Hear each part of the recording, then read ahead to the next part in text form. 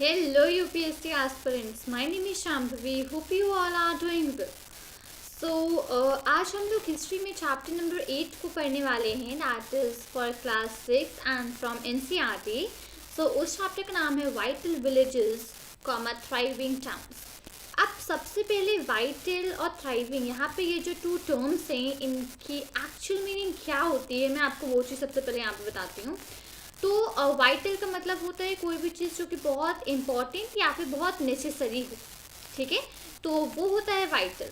सो हमारे चैप्टर का नाम था यहाँ पे वाइटल विलेजेस, मतलब कि इम्पॉर्टेंट या फिर नेसेसरी विलेजेस, ठीक है. थ्राइविंग का मतलब क्या होता है? थ्राइविंग का मतलब कि जैसे कि कोई चीज़ अगर बढ़ रही हो, ठीक है, कोई चीज़ अगर बढ़ रही होती है तो उस चीज़ को ऐसा थ्राइविंग बोलते हैं, ठीक है. सो जैसे कि एग्जाम्पल्स का होता है कि थ्राइविंग इंडस्ट्री. सो ये सब चीज़ें ऐसे एग्जाम्पल में होती हैं अगर कोई चीज़ बढ़ रही होती है, काफ़ी अच्छी मतलब ग्रोथ हो रही होती है, सो उसको बोलते हैं हम लोग थ्राइविंग.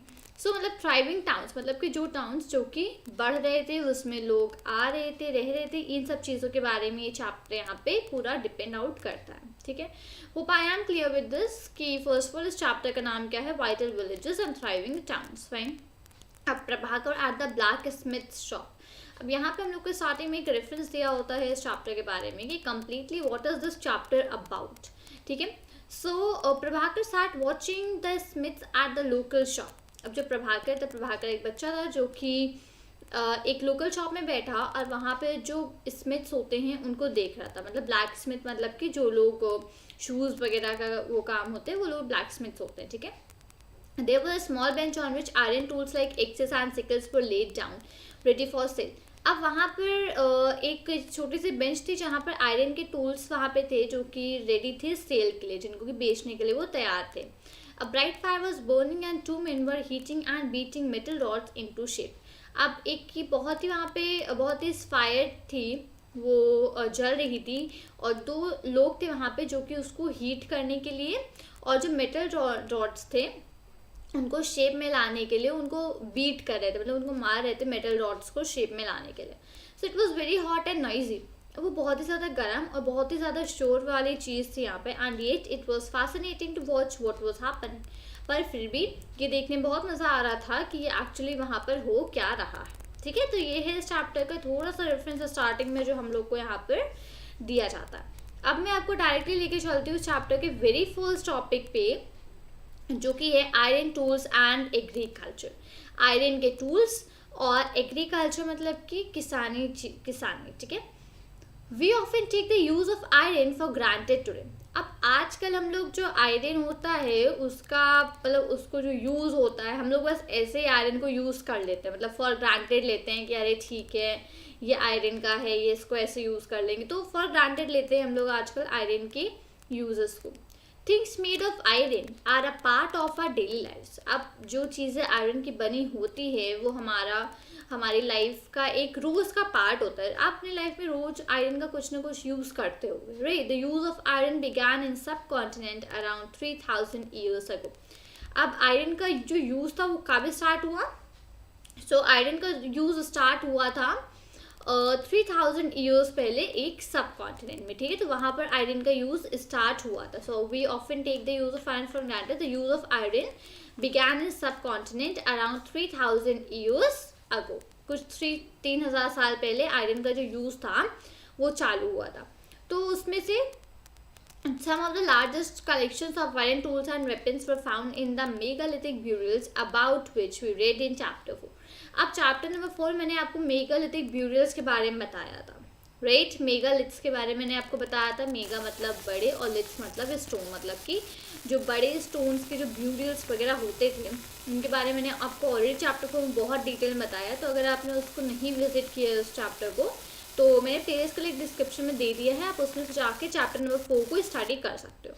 तो हम लोगों ने आयरन टूल्स और वेपन्स का जो अच्छा खासा एक बड़ा सा कलेक्शन था उसको हम लोगों ने मेगालिथिक ब्यूरियल्स में हम लोग को मिला था, जिसके बारे में हमने चैप्टर नंबर 4 में ऑलरेडी स्टडी हम लोग कर चुके हैं, ठीक है.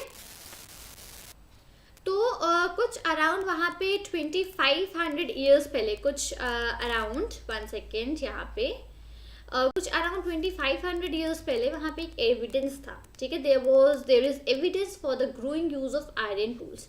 2500 ईयर्स पहले एक एविडेंस था, मतलब एविडेंस मतलब साक्ष्य एक्चुअली, ठीक है. तो वहाँ पे पता चला कि जो आयरन के जो टूल्स हैं उनको यूज़ करना बहुत तेज़ी से मतलब ग्रो कर रहा था, उन आयरन टूल्स को यूज़ करना. अब किस तरीके के टूल्स थे? एक्सेस थी, जो कि फॉरेस्ट को काटने के काम आते, मतलब फॉरेस्ट में जो पेड़ वगैरह थे उनको मतलब फॉरेस्ट को क्लीन करने के लिए काम आती थी एक्सेस.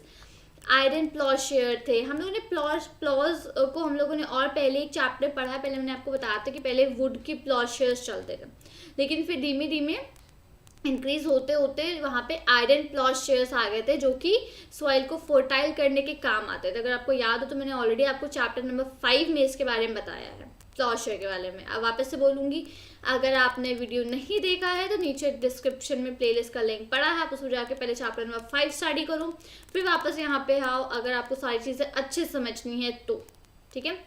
जो आयरन प्लॉशेयर्स थे वो मतलब यूज़ होने लगे थे. एक्सेस जो थी वो यूज़ होने लगी थी फॉरेस्ट को क्लीन करने में. तो जैसे कि हम लोगों ने ऑलरेडी चैप्टर नंबर 5 में पढ़ा था कि प्लॉशेयर्स किस काम आते हैं, वो एग्रीकल्चर प्रोडक्शन को इंक्रीज करने का काम है. सॉइल को फर्टाइल करने के लिए, एग्रीकल्चर प्रोडक्शन को इंक्रीज करने के लिए, तो इन सारी चीज़ों के लिए ये जो आयरन के प्लॉशेयर्स थे वो काम आते थे. तो इस तरीके से जो आयरन के टूल्स थे, इस तरीके से वो एग्रीकल्चर में हमारे हेल्प करते थे, ठीक है. Next, other steps to increase production, मतलब कि अब हम लोग यहाँ पे इरिगेशन के बारे में पढ़ेंगे, ठीक है. The kings and kingdoms you have been reading about could have not existed without the support of flourishing villages. अब जो किंग्स और किंगडम्स के बारे में हम लोग इतना पहले चैप्टर नंबर 1 से हम लोग ये सब चीज़ें पढ़ते आ रहे हैं, तो वो किंग्स और किंगडम्स एग्जिस्ट नहीं करते बिना किसके, बिना जो फ्लरिशिंग विलेजेस होते हैं, जो गांव होते हैं, बिना उनके सपोर्ट की ये जो किंग्स एंड किंगडम्स हैं ये एग्जिस्ट ही नहीं करते कभी. While new tools and a system of transplantation increased production, irrigation was also used. अब नए तरीके के जो टूल्स थे, ट्रांसप्लांटेशन का सिस्टम, प्रोडक्शन को इंक्रीज करने का सिस्टम, इरिगेशन, सो ये सारी चीज़ें थी, ये सारी चीज़ें वहाँ पर यूज़ हुआ करती थी. अब ट्रांसप्लांटेशन क्या होता है, मैंने आपको चैप्टर नंबर 5 में पढ़ा था इसके बारे में कि पहले जनरली ऐसे ही लोग अनाज वगैरह को, बीज वगैरह डाल के किसान अपने जो क्रॉप्स थे उनको ग्रो करते थे. बट फिर ट्रांसप्लांटेशन का एक नया सिस्टम आया था. ट्रांसप्लांटेशन में क्या होता था कि छोटी छोटी सैपलिंग्स होती थी. वो लोग पहले उसको मतलब जो बीज है उसको डालते थे, तो छोटी छोटी उसमें तो सैपलिंग्स बनती थी, मतलब छोटे छोटे बहुत पौधे बहुत छोटे होते थे वो, ठीक है, एकदम न्यू फ्रेश ग्रोन होते थे. तो उन सैपलिंग्स को वो लोग क्या करते थे, उन सैपलिंग्स को फिर ग्रो करके वो उसको वहाँ पे जाके अपना जो भी उनका फील्ड होता था जहाँ पे उनके क्रॉप्स ग्रो करने होते थे, उस फील्ड में जाके उन सैपलिंग्स को लगाते थे. डायरेक्ट वो लोग बीज को ग्रो नहीं करते थे, उन्होंने अपना प्रोसीजर चेंज कर दिया था और धीमे धीमे सैपलिंग्स को ग्रो करना चालू करा था. तो इससे क्या इंक्रीज हुआ था, इससे उनका प्रोडक्शन इंक्रीज हुआ था. जो क्रॉप्स उनके जो खराब हो जाते थे वो क्रॉप्स खराब होना कम हो गया था. जैसे क्रॉप्स खराब होना कम हुआ वैसे उनका प्रोडक्शन इंक्रीज हो गया था. तो इसलिए उन्होंने ट्रांसप्लांटेशन का ये जो मेथड था वो इसको चीज़ को यहाँ पे फॉलो करते थे, ठीक है. Irrigation works that was built during this time included canals, wells, tanks and artificial lakes. अब इरिगेशन का जो भी काम हुआ उस टाइम पे, तो उससे क्या क्या चीज़ें बनाई गई, उससे कैनाल्स बनाए गए, वेल्स मतलब कि कुएं, टैंक्स बनाए गए. टैंक्स किस लिए, वाटर स्टोर करने में, राइट. आर्टिफिशियल लेक्स बनाए गए. आर्टिफिशियल लेक्स कैसे बनाए होंगे, मतलब कि कुछ एक मतलब गड्ढा वगैरह खोद के और वहाँ पे मतलब वाटर वगैरह को भर करके इसी तरीके से आर्टिफिशियल लेक्स बनाए गए. तो ये सारी चीज़ें जो थी, मैं आपको यहाँ पे एक बार इसको हाईलाइट कर देती हूँ बिकॉज ज़रूरी है. Irrigation works that was build during this time included canals, 1 second, canals होते थे, वेल्स होते थे, टैंक्स, आर्टिफिशियल लेक्स, ठीक है. तो ये सारी चीज़ें जो थी उस टाइम पे इरिगेशन के मेथड से एक्चुअली बनाई गई. अब यहाँ पे पहले एक बार आयरन टूल्स के बारे में पढ़ लेते, फिर आगे चलते हैं. जो पिक्चर दे रखी है आयरन टूल्स. अब इसमें आपको क्या करना है, इसमें ये जितने भी हैं इनके लिए आपको करेक्ट नेम सजेस्ट आउट करना है। तो ये एक्सरसाइज अपने आप करिए, मैं नेक्स्ट वीडियो में इसका आंसर डिस्प्ले कर दूंगी, ठीक है। Great. So if you look at the chart, you will find that some of the stages in the construction of irrigation works are as mentioned. अब आप इस चार्ट को एक बार यहाँ पे देखो। इस चार्ट में आपको देखने को मिलेगा कि इसमें जो कुछ स्टेजेस हैं इरिगेशन को कंस्ट्रक्ट करने में, कुछ स्टेजेस जो हैं वो किस तरीके से काम करते हैं, ठीक है। पहला here labour is provided by the people. जो लोग होते थे, लोग लेबर प्रोवाइड करते, मतलब कि लोग जो भी इरिगेशन वगैरह में जो भी काम करना होता था वो सारा काम लोग पीपल किया करते थे। Farmers also benefit because crop production is more certain. अब जो इरिगेशन वगैरह ये सब जो मेथड था, इससे फार्मर्स को भी बहुत बेनिफिट हो रहा था। अब किस तरीके का बेनिफिट हो रहा था? बेनिफिट ये था कि उनका जो क्रॉप प्रोडक्शन था, उनको अच्छा इरिगेशन मतलब उनको वाटर मिल रहा था, राइट। तो उससे उनको जो क्रॉप्स वगैरह थे उनके क्रॉप प्रोडक्शन में ग्रोथ हो रही थी। तो इससे फार्मर्स जो थे, फार्मर्स को भी बेनिफिट हो रहा था। Farmers have to increase production to pay taxes. अब फार्मर्स जो थे, फार्मर्स को अपना प्रोडक्शन इंक्रीज करना पड़ा था क्योंकि उनको टैक्सेस भी तो पे करने होते थे। हम लोगों ने चैप्टर नंबर 6 में पढ़ा था टैक्सेस के बारे में कि एक्चुअली जो टैक्सेस होते थे वो जो किंग्स होते थे वो अपने लिए या फिर आर्मीज रखने लगे थे, सोल्जर्स रखने लगे थे। तो उसके लिए उन्हें क्या चाहिए था? उसके लिए उनको सैलरी बेसिस पे वो रखते थे, उसके लिए उन्हें सैलरी पे करनी होती थी। तो उसके लिए वो क्या करते थे, वो सबसे अलग अलग तरीके के टैक्सेस लिया करते थे। तो फार्मर से भी टैक्सेस लिया करते थे, राइट, कि उनका जो भी प्रोडक्शन होगा उसका इतना परसेंट वहाँ पे किंग को जाएगा। तो इस तरीके से वो जो किंग्स होते थे फार्मर्स से भी टैक्स लिया करते थे। अब फार्मर्स जो थे उनको टैक्स पे करना था, तो टैक्स पे करने के लिए उनको अपनी प्रोडक्शन भी इंक्रीज करनी थी, right. Kings provide money and plan irrigation works. और जो किंग्स होते थे वो मनी मतलब कि पैसे प्रोवाइड करते थे और इरिगेशन का जो काम था उसको करने के लिए प्लान वगैरह भी बताया करते थे कि इसको ऐसे करो या इसको वैसे करो, कुछ इस तरीके के प्लान्स भी बताया करते। तो ये काम जो थे वो किंग्स करा करते थे, ठीक है। अब यहाँ पे ये जो 5 पॉइंट्स आप मेंशन हैं, इन 5 पॉइंट्स को आपको यहाँ पे इसमें फिलअप करना है, ठीक है। Kings need money for आर्मीज, palaces, forts, they demand tax from farmers. अब एक सेकेंड, अब यहाँ पे जो भी कुछ यहाँ पे ब्लैंक्स आप हैं इनको आपको फिलअप करना है। आप इन ब्लैंक्स को फिलअप करिए, वीडियो को पॉज करिए, फिलअप करिए। मैं इसका आंसर आपको नेक्स्ट वीडियो में डिस्प्ले कर दूंगी, ठीक है। तो इसको एक बार अपने आप ट्राई करिए क्योंकि बहुत डिफिकल्ट कोई बहुत ऐसा क्वेश्चन नहीं है कि आप ना कर पाओ, ठीक है, इसलिए। Next, who lived in the villages. अब जो विलेजेस में कौन लोग रहा करते थे? Who lived in villages, right? Obviously इसका आंसर है कि लोग रहा करते थे, बट उसमें भी अलग अलग तरीके के कई पार्ट्स में लोग डिवाइडेड थे, राइट। तो उसके बारे में हम लोग स्टडी करने वाले हैं। There were at least 3 different kinds of people living in most villages in the southern and northern parts of the subcontinent. अब जो सब कॉन्टिनेंट था उसका सदर्न पार्ट मतलब साउथ का पार्ट और नॉर्दर्न मतलब नॉर्थ का पार्ट में जो थे वहाँ पे बहुत सारे विलेजेस थे, राइट। और जिसमें कि ज़्यादातर 3 काइंड के लोग रहा करते थे उन विलेजेस में, ठीक है। तो जो तमिल रीजन में थे वहाँ के जो लैंड ओनर्स मतलब कि जो ज़मीन के जो मालिक होते थे उनको क्या बोला जाता था? 1 सेकेंड में हाईलाइटर ले लूँ इस चीज़ के लिए। And they were known as Vellalar, ठीक है, वेल्लालर। तो अब इसको यहाँ पे ध्यान रखिएगा, जो तमिल रीजन में जो लार्ज लैंड ओनर्स होते थे, जो बड़े ज़मींदार होते थे, उनको क्या बोला जाता था? उनको बोला जाता था वेलालर, ठीक है, Vellalar. Ordinary ploughman were known as Uzhavar. Ordinary ploughman मतलब कि जो जनरल जो नॉर्मल प्लॉमैन होते थे जो कि प्लॉज वगैरह को यूज़ करके और मतलब कि जो भी खेती वगैरह करते थे वो लोग जो होते थे उनको क्या बोला जाता था? उनको बोला जाता था उजावर, ठीक है। And landless labourers including slaves were known as Kadaisiyar and Adimai. और यहाँ पे जो लैंडलेस लेबरर्स होते थे मतलब कि वो लेबर्स जिनके पास खुद का लैंड नहीं होता था और जिसमें कि स्लेव्स भी इंक्लूड थे। स्लेव्स कौन थे? जो लोग गुलाम थे, ठीक है। स्लेव्स पर नोन एज मतलब जो लोग गुलाम थे तो वो स्लेव्स होते थे। और लैंडलेस लेबरर्स जिनके पास खुद का कोई लैंड नहीं होता था, तो उन लोगों को क्या बोला जाता था, उन लोग को बोला जाता था कदैसियार, एक सेकेंड हाईलाइट करूँ, कदैसियार और अदीमई। ठीक है, अब यहाँ पे ये टर्म्स जो है ये बहुत ही ज़्यादा इंपॉर्टेंट है याद रखने में। मैं वापस से रिपीट कर रही हूँ इस चीज़ को एक बार। तमिल रीजन में, ये अभी हम लोग तमिल रीजन की बात कर रहे हैं, ठीक है। अब अच्छा, आप मैप में बताओ तमिलनाडु कहाँ होता है? तमिलनाडु एकदम लास्ट नीचे साइड पे होता है, राइट। तो that is a which part? That is a southern part, right. Southern part की हम लोग बात करें, नॉर्थ ऊपर साउथ नीचे होता है, राइट।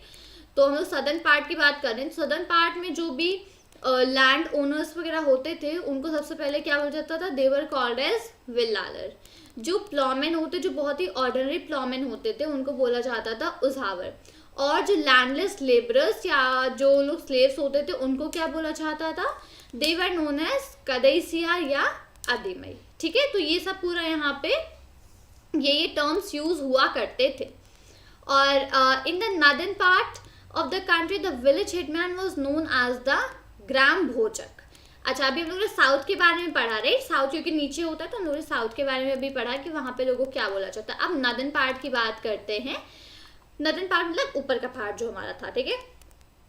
तो विलेज हेडमैन, जो विलेज का जो हेडमैन होता था, मतलब कि जो सबसे बड़ा होता था विलेज में, उसको क्या बोला जाता था? That was known as gram भोजक। ठीक है, ग्राम भोजक। ठीक है, ग्राम मतलब कि मतलब आप इसको इससे ये समझो कि विलेज का जो हेडमैन होता था, जो सबसे बड़े होते थे विलेज में, उनको बोला जाता था ग्राम भोजक। Usually main from the same family held the positions for generations. अब यहाँ पर ऐसा होता था कि जनरली जो मेन होते थे, जो सेम फैमिली होती थी, तो फैमिली जैसे एक फैमिली का कोई पर्सन ग्राम भोजक बना, तो अब उसी के आगे के जो मेन्स होते थे, उस सेम फैमिली के मेन जो थे वो इस पोजीशन पे मतलब आते रहते थे। ठीक है, अब जैसे कि कोई फादर ग्राम भोजक थे तो उनका जो बेटा था फिर उसको ये मतलब एज अ ग्राम भोजक बुलाने चला लगा, मतलब कि विलेज का हेडमैन, फिर उनके बेटे को विलेज का हेडमैन। तो इस तरीके से ये पूरा यहाँ पे जनरेशन टू जनरेशन की पोजीशन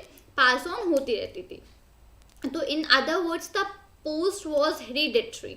अगर हम लोग दूसरे शब्दों में कहें तो ये जो पोस्ट थी ये हेरिडिटरी, मतलब कि एक पर्सन टू दूसरे पर्सन, बट उसी फैमिली के उस पर्सन टू पर्सन पे ये जो पोस्ट थी ये ट्रांसफर होती रहती थी। ठीक है, the Gram Bhojak was often the largest land owner. अब जो ग्राम भोजक होता था वो लार्जेस्ट लैंड ओनर भी होता था, मतलब कि सबसे बड़ा मतलब जमीन के जो मालिक होते, सबसे बड़ी जमीन के जो मालिक होते थे उनको वही होते थे ग्राम भोजक, भी उन्हीं को कहा जाता था। ठीक है, generally he had slaves and hired workers to cultivate the land. Generally उनके पास क्या होते, सबसे पहले स्लेव्स होते थे और वो वर्कर्स को भी हायर करते थे लैंड को कल्टिवेट करने के लिए, मतलब कि अपनी जो भी लैंड था उसको फर्टाइल वगैरह करने के लिए वर्कर्स को हायर करते थे। और स्लेव्स मतलब कि जनरली उनके पास गुलाम भी होते थे। Besides as he was powerful the king often used him to collect taxes from the village.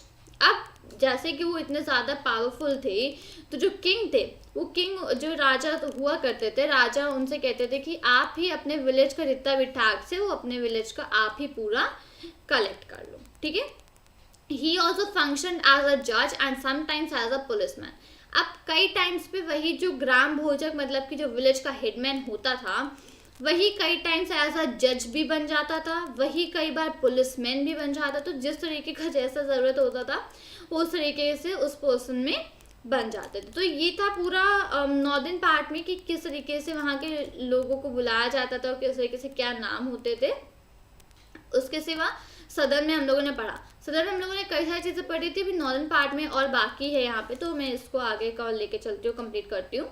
So apart from the Gram भोजक, अब ग्राम भोजक के सिवा वहाँ पे जो अदर इंडिपेंडेंट फार्मर्स थे। अब इंडिपेंडेंट फार्मर्स मतलब कि जो किसी पे डिपेंडेंट नहीं थे, मतलब जो अपनी खेती वगैरह खुद कर सकते थे। ठीक है, जिनको कि जनरली स्मॉल लैंड ओनर जो छोटी ज़मींदार होते थे, मतलब जो ज़मीन के मालिक, जो छोटी छोटी ज़मीनों के मालिक होते थे, उनको क्या बोलते थे, वही इंडिपेंडेंट फार्मर्स भी होते थे। ठीक है, मतलब वही उन्हीं को किसी की ज़रूरत नहीं होती थी, इंडिपेंडेंट होते थे और उनको क्या बोला जाता था, दे वर कॉल्ड एज गृहपतिज। ठीक है, गृहपतिज, तो उनको गृहपतिज बोला जाता था।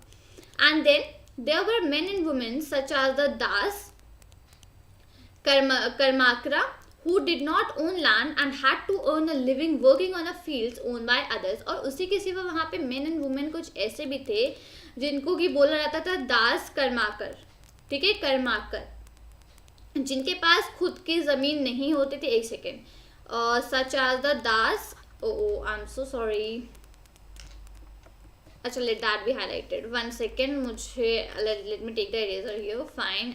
And now again the highlighter. Women such as the Das Karmakar, ठीक है, who did not own land. Das Karmakar वो लोग होते थे जिनके पास खुद की ना तो ज़मीन होती थी और उनको अपना लिविंग मतलब अपना उनको खुद ही अर्निंग करनी पड़ती थी.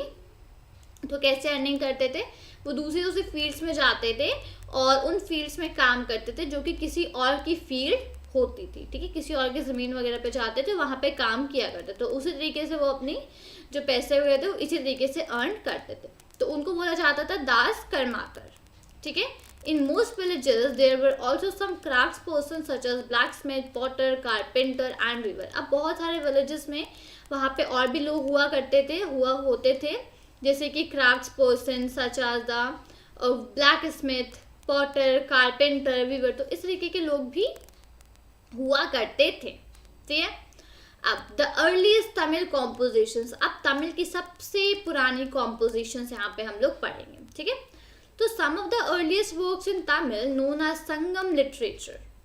अब तमिल में कुछ बहुत ही पुरानी चीज़ें, कुछ बहुत ही पुराने वर्क्स लिखे हुए, तो उसमें से एक था जिसका नाम था ही इधर पे, one second, that was Sangam literature, ठीक है, जिसको कि कंपोज किया गया था 2300 ईयर्स पहले. संगम लिटरेचर एक तमिल की बहुत ही पुरानी लिखी हुई वर्क है और उसको कंपोज किया गया था 2300 ईयर्स पहले, ठीक है. जो टेक्स्ट हैं जो वहाँ पे उसमें जो टेक्स्ट लिखे हुए, जो मतलब शब्द लिखे हुए हैं, जो भी सेंटेंसेस लिखे हुए, उनको संगम कहते हैं, ठीक है. क्यों कहते हैं उनको Sangam? Because they were supposed to have been composed and compiled in assemblies of poets that were held in the city of Madurai. क्यों कहा जाता है? क्योंकि जो भी टेक्स्ट लिखे हुए हैं, ठीक है, वो ऐसे कंपोज करे गए हैं और उनको असेंबलीज वगैरह में कंबाइन किया गया. तो असेंबलीज जो होती है उनको क्या बोला जाता था? उनको बोला जाता था पहले संगम. जो असेंबलीज होती थी उनको संगम ही बोला जाता था. तो जो पोएट्स वगैरह होते थे उनकी जो असेंबलीज होती थी, ठीक है, उसी में इसको कंपोज किया गया, उसी में इसको कंपाइल भी किया, मतलब जोड़ा गया, पूरा बनाया गया. और ये असेंबलीज कहाँ होती थी? ये होती थी सिटी मदुरई में, सिटी ऑफ मदुरई में.